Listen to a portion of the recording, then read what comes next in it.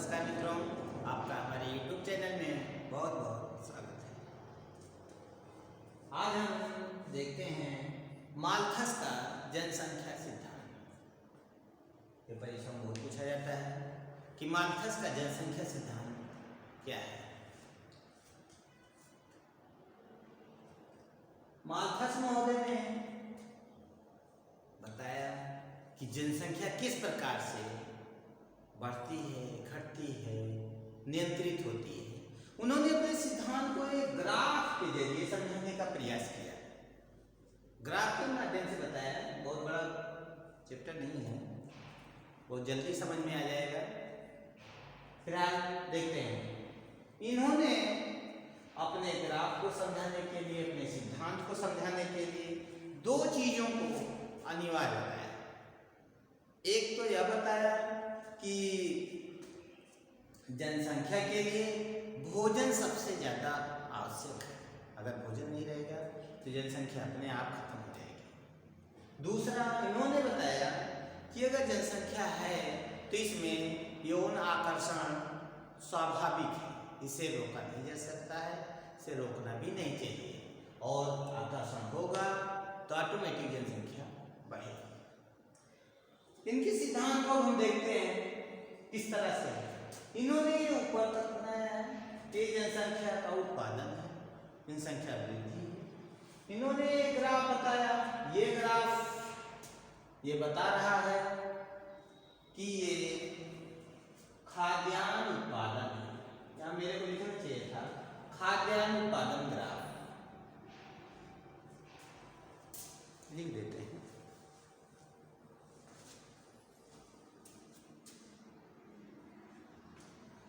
खाद्यान्न उत्पादन,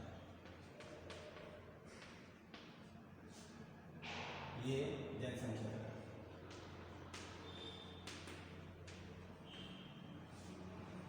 ये जनसंख्या है, ये खाद्यान्न उत्पादन ग्राफ है।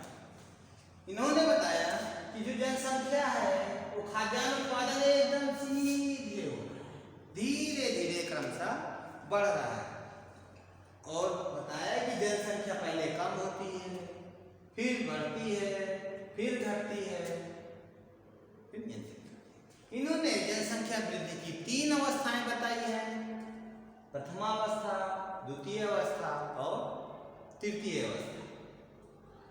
प्रथमावस्था में क्या होता है, द्वितीय अवस्था में क्या होता है, तृतीय अवस्था में क्या होता है, ये समझना है बस।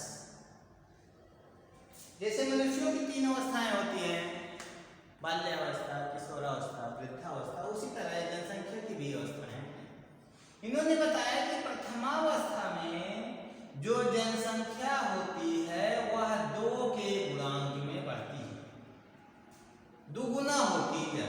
2 है तो बढ़ के 4 हो जाएगी, 4 से उसका भी 2 गुना 8 गुना, उसका भी 2 गुना 16 गुना, फिर 32 गुना, 64 गुना, इसी क्रम में आगे बढ़ती रहती है जनसंख्या।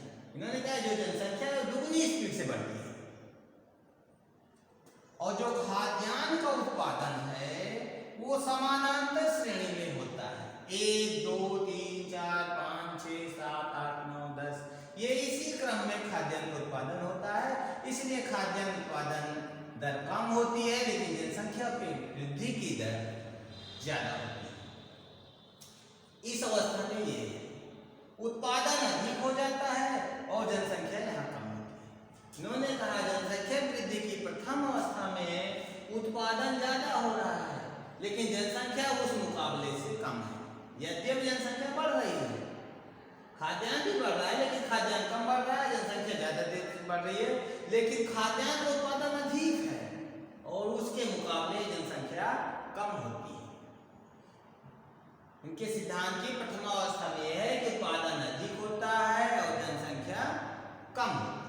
द्वितीय अवस्था में क्या होता है, इस अवस्था में भी जनसंख्या वृद्धि 2 के गुणांक में होती है और उत्पादन भी समानांतर श्रेणी में ही होता है। लेकिन क्या होता है कि तब तक ये अवस्था बदल चुकी होती है, जनसंख्या और खाद्यान्न उत्पादन में कुछ फर्क हो जाता है प्रथमावस्था की अपेक्षा। क्या होता है इसमें,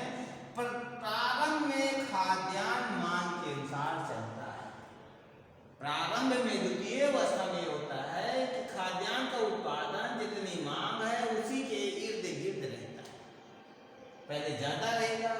फिर उसके बाद थोड़ा सा इतना हो जाएगा कि जितना उत्पादन होना चाहिए उतना ही उत्पादन हो रहा है, लेकिन कुछ समय बाद यही होगा कि जनसंख्या तो दुगुने स्पीड से बढ़ रही है, तो जनसंख्या ज्यादा हो जाएगी और खाद्यान्न का उत्पादन अपेक्षाकृत कम हो जाएगा।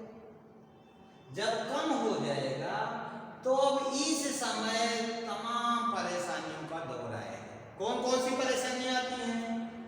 भूखमरी होगी, लड़ाई होगी, बीमारियां फैल जाएंगी, बच्चों की हत्याएं करने लगेंगे लोग। इस तरह से जनसंख्या धीरे धीरे फिर कम होने लगती है और ये जनसंख्या लोग समझ नहीं पाते हैं और जनसंख्या काफी कम हो जाती है और खाद्यान्न का उत्पादन फिर अधिक दिखने लगता है। ये द्वितीय अवस्था में भी 3 अवस्थाएं हो गई कि खाद्यान्न और जनसंख्या समान है, लगभग बराबर है। फिर बीच में ऐसा होगा कि जनसंख्या बढ़ जाएगी, खाद्यान्न उत्पादन कम हो जाएगा, भूखमरी बढ़ जाएगी।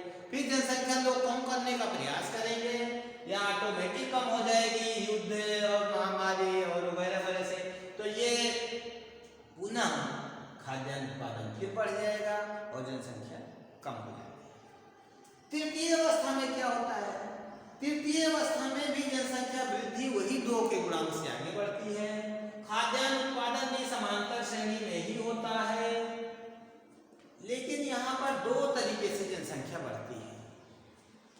जनसंख्या प्राकृतिक रूप से जब कम हो जाती है तो लोग कहते हैं अरे बहुत गड़बड़ हो गया, इतनी जनसंख्या कम होती चली जा रही है, वृद्धावस्था में समस्याएं आएंगी, तो लोग फिर से जनसंख्या बढ़ाने का प्रयास करते हैं। ये प्राकृतिक रूप से फिर जनसंख्या बढ़ने लगती है।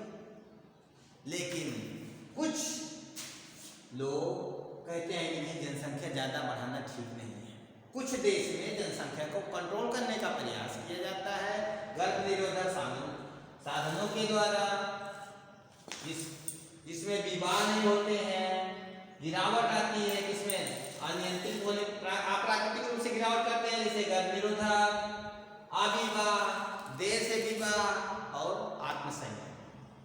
इसके वजह से जनसंख्या कम ही रखते हैं और आराम से खाद्यान्न की पूर्ति होती रहती है और ये अपने जीवन का सुखद एहसास पूरे जीवन में लेते हैं। लेकिन यहाँ प्राकृतिक रूप से पुनः जनसंख्या बढ़ जाती है और तमाम समस्याओं का सामना करना पड़ता है। फिर से समझ लीजिए, माल्थस ने बताया कि जनसंख्या की प्रथमावस्था में खाद्यान्न उत्पादन अधिक होता है और जनसंख्या धीरे धीरे बढ़ती है। द्वितीय अवस्था में जनसंख्या लगभग बराबर हो जाती है। फिर उसके द्वितीय अवस्था के मध्य में जनसंख्या अधिक हो जाती है, तमाम परेशानियां हो जाती हैं। फिर जनसंख्या धीरे धीरे प्राकृतिक रूप से कम होने लगती है। ये 3 चक्र इसमें दिखाई देते हैं। फिर तृतीय अवस्था में जनसंख्या काफी कम हो जाती है, खाद्यान्न उत्पादन पुनः ज्यादा हो जाता है, लेकिन ये तो प्राकृतिक रूप से है, लेकिन सरकारें मनुष्य अपने स्तर से भी जनसंख्या को नियंत्रित रखते हैं कभी कभी।